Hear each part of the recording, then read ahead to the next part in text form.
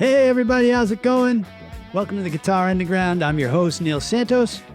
And I'm happy to be back here with you guys, playing a little guitar, jibber-jabbering about the 6-string instrument we've all dedicated our lives to. Today, we're going to talk about bridging the pentatonic positions, all right? Sometimes the biggest wall on the fretboard isn't between the frets, it's between the scale positions, you know? Many intermediate players know all 5 shapes. Do you know all 5? You've memorized them, you've practiced them, but when it's time to improvise, maybe you still sound like you're trapped inside one small rectangle, right? We want to break you out of that. Imagine your pentatonic positions are like 5 rooms, maybe in a house, in the same house. Most players keep walking around the living room because it's familiar, right? But the hallway connecting every room has always been there. And that's today's episode is about learning to use those hallways. All right, so by the end of the episode, you'll understand why connecting positions is easier than you think, the biggest mistakes players make when they're trying to move, 5 simple ways to bridge boxes naturally, and how to stop seeing 5 separate patterns and start seeing one connected fretboard. All right? If you're enjoying the Guitar Underground, be sure to follow, subscribe, so you never miss a new episode. Every week, we're working towards one goal. That's making the fretboard simpler, clearer, and a whole lot more fun. Whole lot of partying. Cool. So let's get into it. Fact number 1. The boxes were never meant to be separate, right? The 5 pentatonic positions aren't 5 different scales. They're 5 views of exactly the same notes.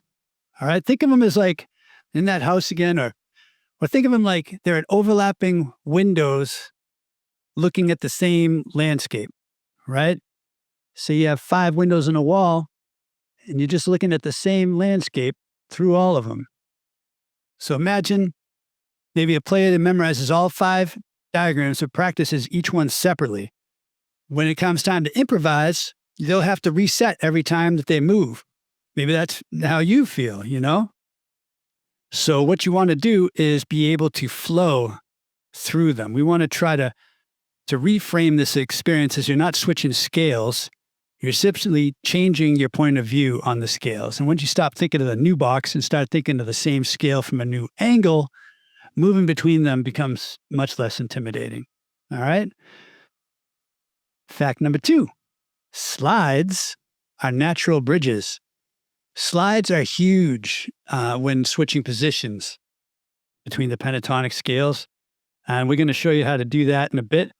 But one slide connects 2 positions effortlessly. Instead of jumping mentally, you can get, practice just sliding from one right into the other.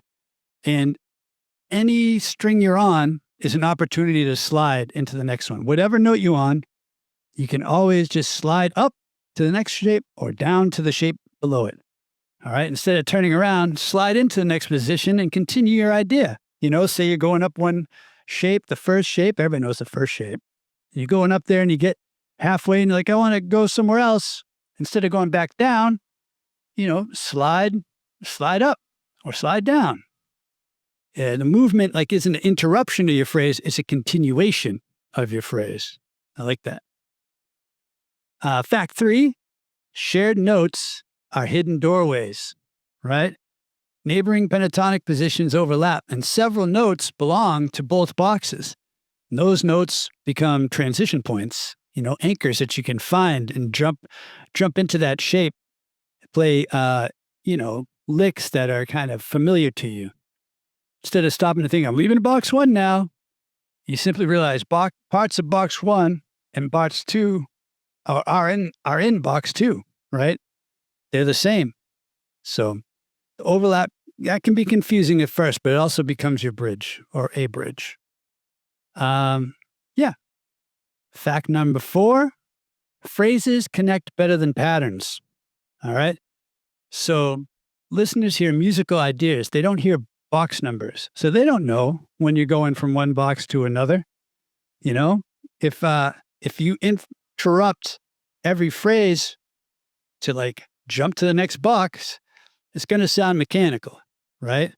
Instead, you finish the phrase first and then move.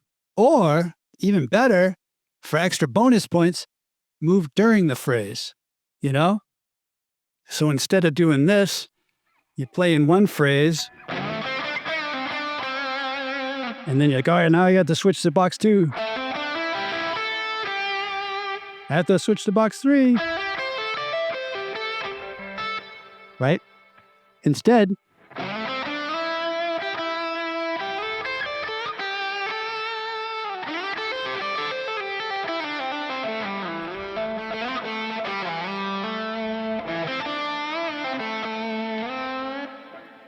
pretty cool. That's what you want to go for, where it's like you can easily just migrate in between all 5 boxes. So don't fill in the boxes. Follow the musical sentence. Don't say, I got to use every note out of this box and this is my boundaries. You have no boundaries on the guitar, man. That's what I'm telling you. That's where I want to get you to. No boundaries. All right. Fact 5, direction creates emotion. And this is huge. It's more like a psychology of pitch, right? Moving higher builds excitement. Moving lower creates release, right? Movement itself becomes part of the story that you're trying to tell with your solo. So if you're playing in A again, and then, so right there. And then if I want to go up, it gets more exciting, right? And then I'll go down.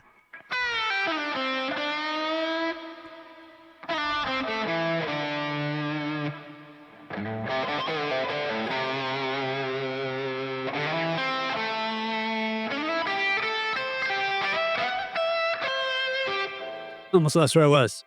That's the idea. You're just moving up, moving down, and you can feel the excitement when you start going up.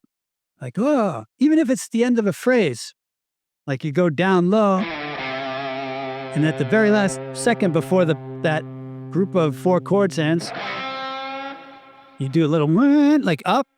So, oh, we're not done yet, and it sets the listener up to expect another 4 bars at least of jamming, right?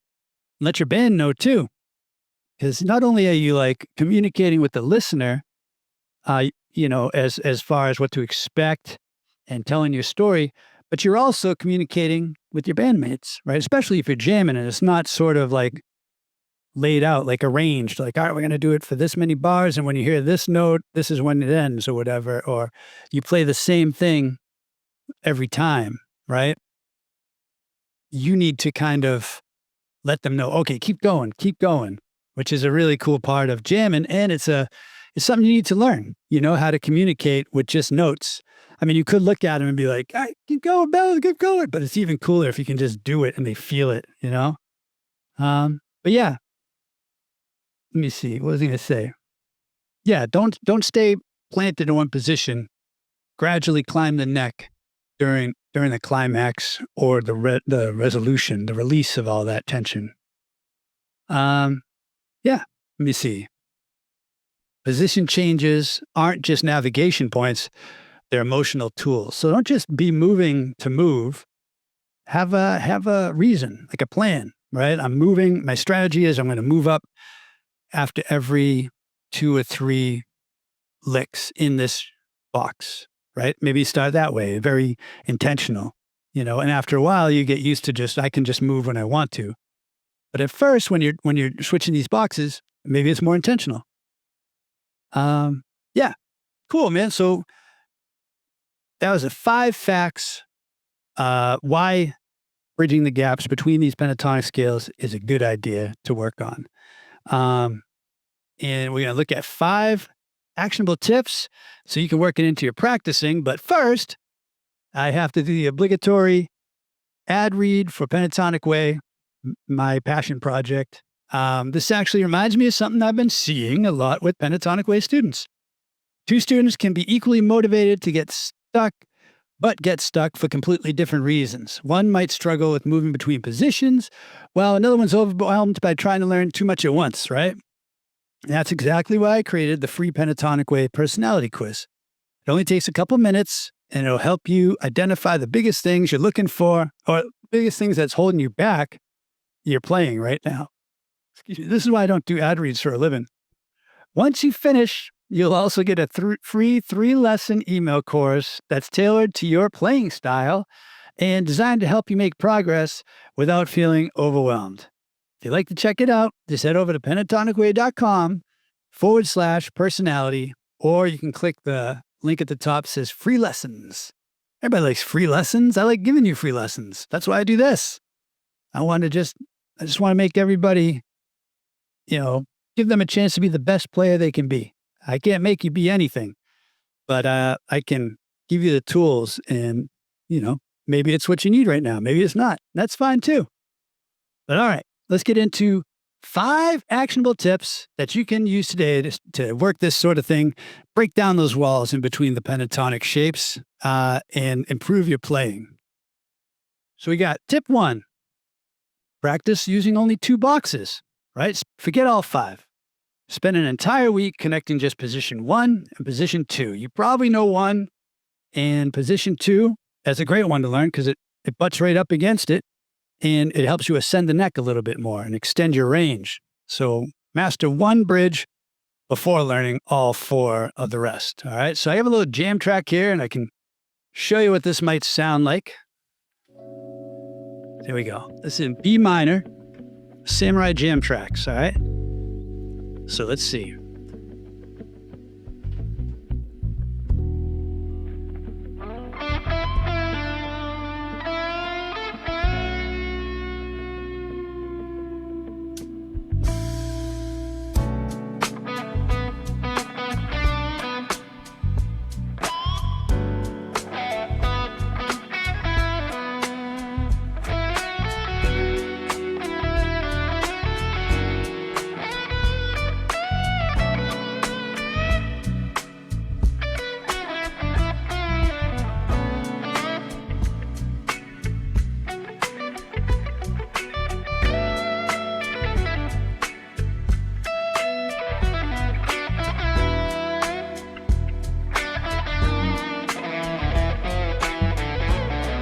Oops, I went to 3 shapes there. Hold on.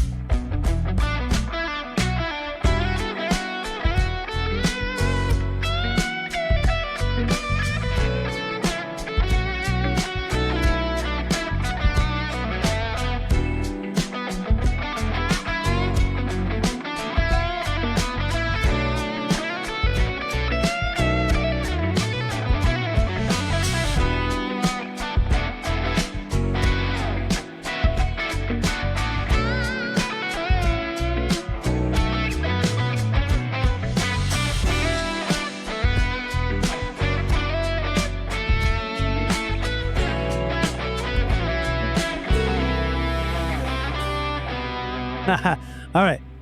Octaves are optional. You don't have to do octaves. That was a short backing track. Oh, I guess it's not done yet. There's like another 8 minutes that they just paused. All right, cool. It worked out. But yeah, there's a couple places that are really handy. You just got to find them. Handy to switch between the shapes is what I meant to say. Like here, if we're playing B minor,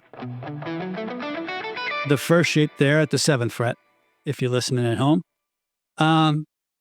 there's a place right here on the G string where you can play it's the flat 3 to the 4, and that's like the 7th fret to the 9th fret. And then to get to the second shape, you can just slide up 2 frets. That's a good place. So whenever there's a whole step, if the next shape up the neck includes a whole step from whatever note you're on at the moment, that's a great place to switch shapes. Even down here, like in the second shape, there's these 2 whole steps on the bottom strings, B and E. That's 10, 12, 10, 12. So that might be a good place too,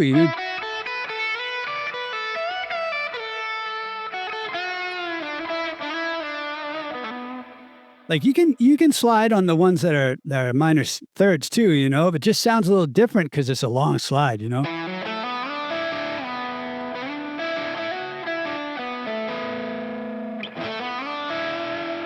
And like the next note is like a second away. So you get that rub, which I kind of like, but not everybody likes it, you know. I like that sort of. Sounds like it's purring, right?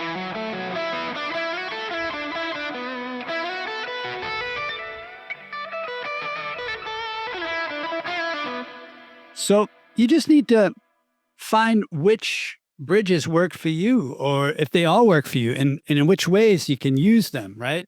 Each one of those had like a different color to it, if you will, or flavor, whatever your analogy is, art or cooking or whatever. You just need to familiarize yourself with all the ways in between those two shapes. And to do that, you just focus on those two for a while. All right. So that's tip number one. Tip number two, use one note as home base, right? So pick a note both positions share and improvise around it and move away and come back. This teaches your ears how both positions belong together. All right. So for example, C, we'll stay in the same B minor. Now here's the root. We'll use that as our bass note here. Not bass note, but our anchor. And then it's also there. So that doesn't help, but right there. So it's not exactly the same note. I mean, we could use that one, but let's say we have the B here and we get the B here, right? So if we can play this, that we can go.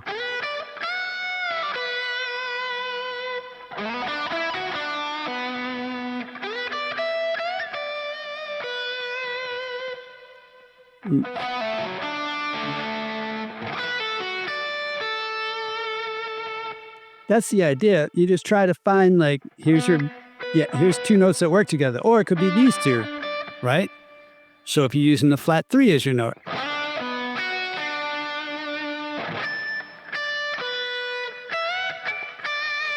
you have to, sometimes be creative and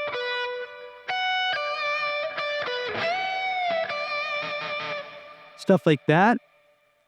So that's the idea. Just try to find common ground.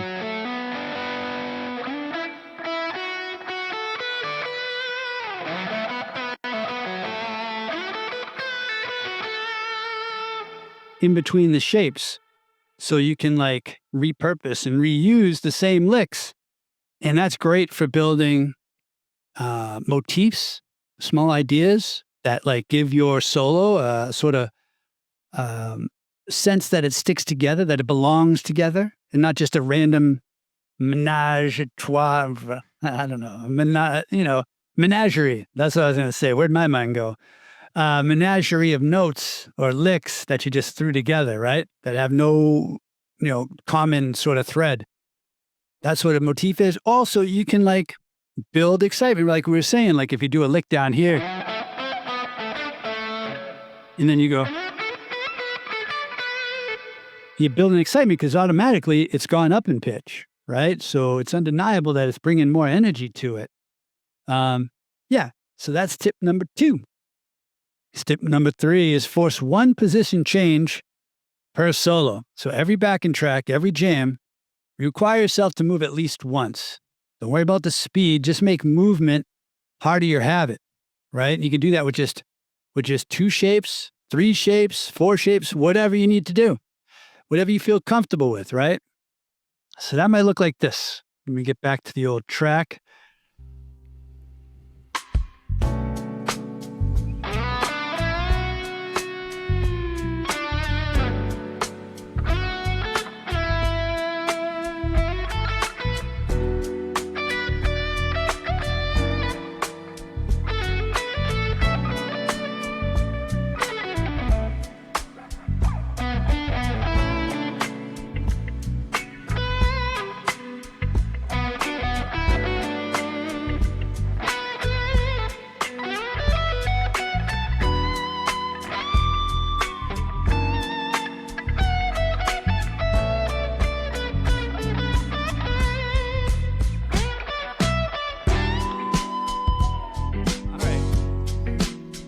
Yeah, that's the idea.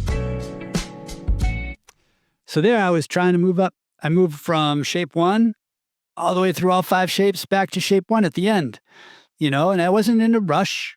I tried to be chill, and I thought it sounded pretty cool. And listen to the backing track. I'm not really paying attention to what chords are playing. I'm just kind of feeling what chords are playing and then like sticking in one scale and trying to say, oh, where would this go? Where would that go? Oh, how'd that sound? No rush, no speed, just kind of every end of a phrase, move up a shape. Now, I know all 5 shapes pretty well, so I just moved for each one. But if you only know 2, don't push yourself too hard. I mean, take it easy on yourself. I'd rather you take your time and get 2 shapes done and kind of really understand them than force yourself too much and know 5 shapes like you don't know them. You know what I mean? So I'd rather you be don't be a jack of all trades, right? And master of none. I'd rather you master some and then add one to that. So now you know 3, then add one. Now you know 4, rather than kind of knowing all of them. I want you to know the shapes, I don't want to make you think I don't want you to memorize the 5 shapes. Go and memorize the 5 shapes. But I'm just saying, every time you practice it, you're going to get better. But for this exercise in particular, going deep on 2 shapes and understanding and practicing moving between them, do 2 until you get so bored of it, and then add the 3rd one until you're so bored of it, and then add the 4th one. But still, in between those, whenever you're playing, just always kind of drill the 5 shapes, just going up and down. Just make sure you know them. Because then when you get to the 5th shape and you want to drill deep on it, you already kind of know it, right? So, all right. I just went off the rails there for a bit, but I hope you understand what I'm saying. I'm not saying wait to learn the 5th shape until you do this exercise and you get to the 5th shape. No, it's probably best that you just memorize the 5 shapes and then familiarize yourself with them later. You can memorize it and then familiarize it, if that makes any sense. Okay, enough words. Too many words, right? I seem to ramble on. That's all right. I can't help it. Tip 4, connect with slides only. Spend 5 minutes improvising where every position change happens with the slide. And we kind of went over this a little bit. And you'll quickly discover how naturally the fretboard flows, and you'll find these different areas where you're like, ooh, I like how that sounds or whatever. Or I've heard that before. I've heard how that sounds. I notice other people do that. Or even better, I haven't heard that before. People don't do that a whole lot. I'm going to do that. That's the stuff I love. Where you're like, ooh, that sounds new. That sounds like someone doesn't do it. Let's make that musical, So we already kind of talked about that. So I won't just demo that right now, but you get what I mean. Just solo and work on those slides. Just find all the places you can slide between 2 shapes and then decide what you like about those or dislike. All right. And tip number 5, learn connection licks. Instead of memorizing more boxes, memorize 3 or 4 short phrases that naturally travel between positions, right? And soon those will become part of your vocabulary. Now, I did a video in the past called the Pentatonic Superhighway. That's what I call it. And there's 2 of them, actually. And they're all whole steps for the most part, right? So say we're in A minor. All guitarists love A minor. So you have the A minor pentatonic on the 5th fret. Now what you do is you start on the shape below it. So that 5th shape, you start on the 3rd fret. You might already know this, but if you don't, this is going to really help you out. All right, so this is going to be 5, 3, 3, 5, 3, 5.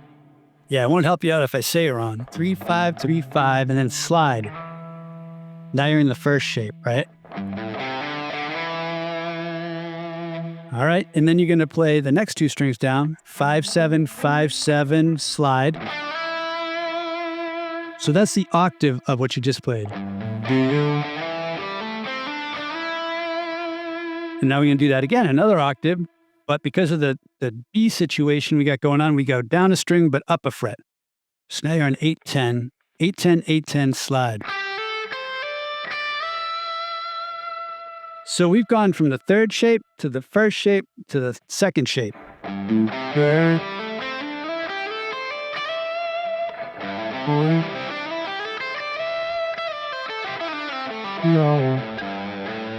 Going both ways, you know?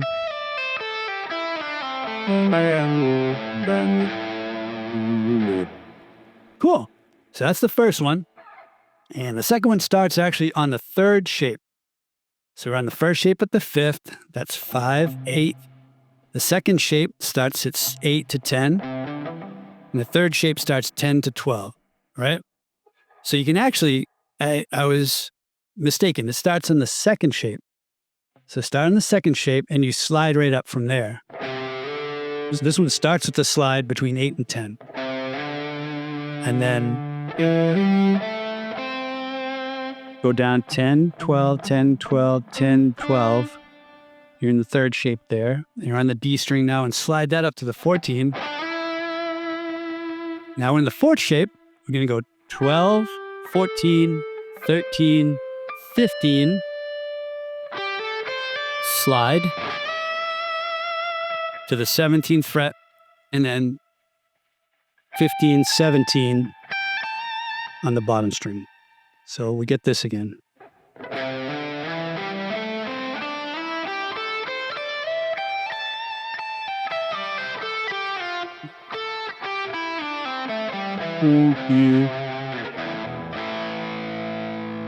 I could see maybe that's more, you can hear that more in C major.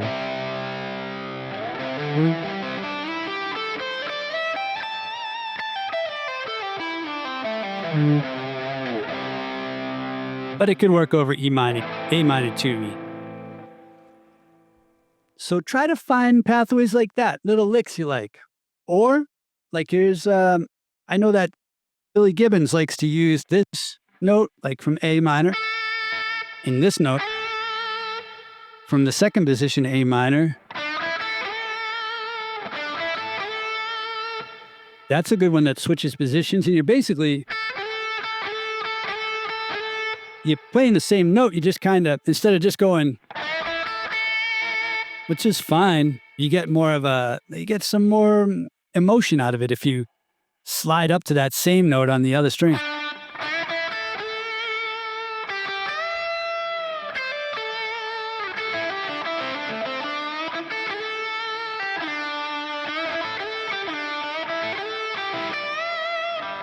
So mess around with that, like this might be the lick,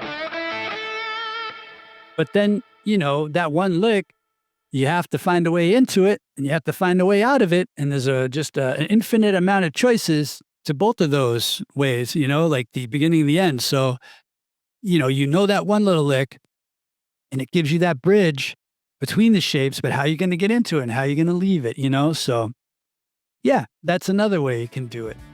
All right. Cool. Hopefully this has been helpful. Today's big idea was simple. Like the goal isn't to memorize more positions. It's to remove the walls between them.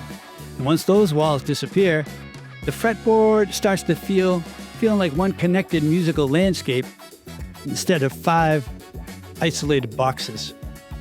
So if you've been feeling stuck, don't take that as a sign that you're not talented enough or that you need another complicated scale, because you don't. More often than not, you just need a better way to connect what you already know. Small changes in how you see the fretboard can unlock a huge amount of freedom in your playing. I'd love to hear from you in the comments. Which position do you feel most comfortable in, and which transition gives you the most trouble? Your answer might even inspire a future episode, so that would be helpful. If you found this helpful, I'd really appreciate it if you follow or subscribe or share the episode with another guitarist who's been stuck in the same box. The more players we can help simplify the fretboard, the more confident musicians we'll have in this community. So remember, freedom on the fretboard doesn't come from learning more boxes. It comes from learning how to connect the ones that you already know. All right.